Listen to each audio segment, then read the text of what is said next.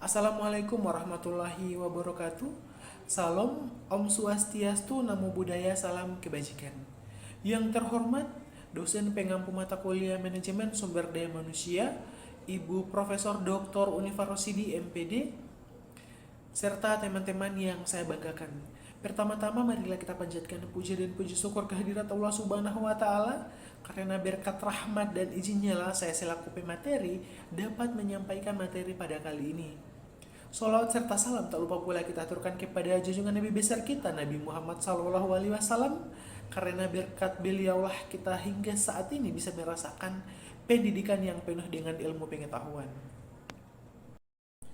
Adapun materi yang akan saya sampaikan pada kali ini yakni tentang pengertian manajemen pendidikan dan tenaga kependidikan serta tujuan dan manfaat dari manajemen pendidikan.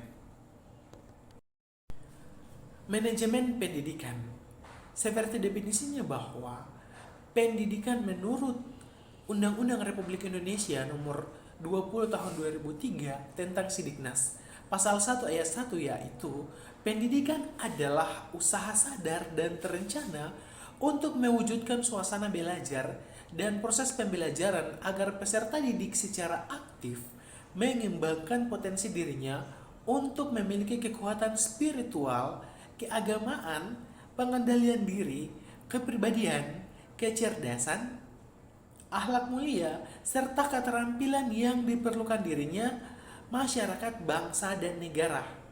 Nah, sehingganya manajemen pendidikan dapat didefinisikan sebagai seni dan ilmu untuk mengelola sumber daya pendidikan, untuk mewujudkan suasana belajar dan proses untuk memiliki kekuatan spiritual keagamaan, pengembangan potensi, pengendalian diri, kepribadian, kecerdasan, akhlak mulia, serta keterampilan yang diperlukan oleh peserta didik. Bahkan, BIS menyatakan bahwa sampai saat ini tidak ada definisi manajemen pendidikan yang dapat diterima oleh semua pihak karena definisi dari manajemen pendidikan itu banyak sekali. Selanjutnya yakni tentang manajemen tenaga kependidikan. Manajemen tenaga kependidikan atau guru dan personalia mencakup beberapa macam. Yang pertama yakni perencanaan pegawai. Nah, perencanaan pegawai ini merupakan suatu kegiatan untuk membutuhkan kebutuhan pegawai, baik secara kuantitatif maupun kualitatif untuk sekarang dan masa depan. Kemudian yang kedua yakni pengadaan pegawai. Pengadaan pegawai merupakan suatu kegiatan untuk memenuhi kebutuhan pegawai pada suatu lembaga, baik jumlah maupun kualitasnya.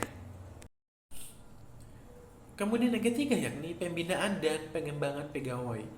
Organisasi senantiasa menginginkan agar personel-personelnya melaksanakan tugas secara optimal dan menyumbangkan segenap kemampuannya untuk kepentingan organisasi, serta bekerja lebih baik dari hari ke hari. Kemudian yang keempat yakni promosi dan mutasi. Di Indonesia, untuk pegawai negeri sipil, promosi atau pengangkatan pertama biasanya diangkat sebagai calon pegawai negeri sipil atau CPNS dengan masa jabatan ataupun percobaan 1 atau 2 tahun. Kemudian ia mengikuti latihan prajabatan dan setelah lulus diangkat menjadi pegawai negeri sipil penuh. Setelah pengangkatan pegawai, kegiatan selanjutnya biasanya adalah penempatan tugas yang mana dalam penempatan ini diusahakan adanya konsekuensi yang tinggi antara tugas yang menjadi tanggung jawab pegawai dengan karakteristik pegawai. Yang kelima yakni pemberhentian pegawai. Pemberhentian pegawai ini merupakan suatu fungsi personalia yang menyebabkan terlepasnya pihak organisasi dan personil dari hak dan kewajiban sebagai lembaga tempat bekerja dan sebagai pegawai. Dalam kaitannya dengan tenaga kependidikan di sekolah, khususnya pegawai negeri sipil, sebab-sebab pemberhentian pegawai ini dikelompokkan menjadi 3 jenis. Yang pertama yakni pemberhentian atas permohonan sendiri. Kemudian yang kedua yakni pemberhentian oleh dinas atau pemerintah. Kemudian yang ketiga, pemberhentian sebab lain-lain. Kemudian yang keenam yakni kompensasi. Kompensasi adalah balas jasa yang diberikan organisasi kepada pegawai yang dapat dinilai dengan uang dan mempunyai kecenderungan diberikan secara tetap. Dan yang ketujuh, penilaian pegawai. Penilaian tenaga kependidikan ini difokuskan pada prestasi individu dan peran serta dalam kegiatan sekolah. Jadi, jika seandainya ada seorang guru yang berprestasi, itu dinilai secara individu dan peran sertanya dalam kegiatan sekolah, perlu adanya apresiasi terhadap guru tersebut. Materi selanjutnya yakni tentang tujuan dan manfaat manajemen pendidikan. Adapun tujuan dan manfaat dari manajemen pendidikan, yang pertama yakni terwujudnya suasana belajar dan proses pembelajaran yang aktif, kreatif, efektif, menyenangkan, dan bermakna. Kemudian yang kedua yakni terciptanya peserta didik yang aktif dalam mengembangkan potensi dirinya untuk memiliki kekuatan spiritual, keagamaan, pengendalian diri, kepribadian, kecerdasan, akhlak mulia, serta keterampilan yang diperlukan dirinya, masyarakat, bangsa, dan negara. Kemudian yang ketiga yakni terpenuhinya salah satu dari 5 kompetensi tenaga kependidikan. Tertunjangnya kompetensi manajerial tenaga kependidikan sebagai manajer. Kemudian yang keempat, tercapainya tujuan pendidikan secara efektif dan efisien.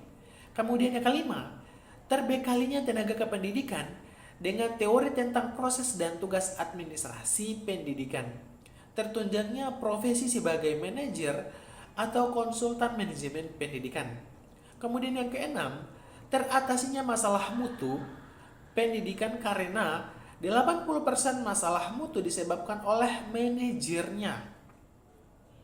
Kemudian yang ketujuh yakni terciptanya perencanaan pendidikan yang merata, bermutu, relevan, dan akuntabel. Kemudian yang kedelapan yakni meningkatnya citra positif pendidikan. Adapun tujuan dari manajemen tenaga kependidikan atau manajemen personal pendidikan itu ialah untuk mendayagunakan tenaga kependidikan secara efektif dan efisien untuk mencapai hasil yang optimal, namun tetap dalam kondisi yang menyenangkan. Nah, mungkin itu saja yang bisa saya sampaikan. Lebih dan kurangnya saya mohon maaf. Jika ada kelebihan itu datangnya dari Allah, karena segala kebenaran datangnya dari Allah, dan jika ada kesalahan ataupun kekurangan itu datangnya dari saya, karena yang namanya manusia adalah tempat hilaf dan salah. Wabillahi taufiq wal hidayah. Wassalamualaikum warahmatullahi wabarakatuh.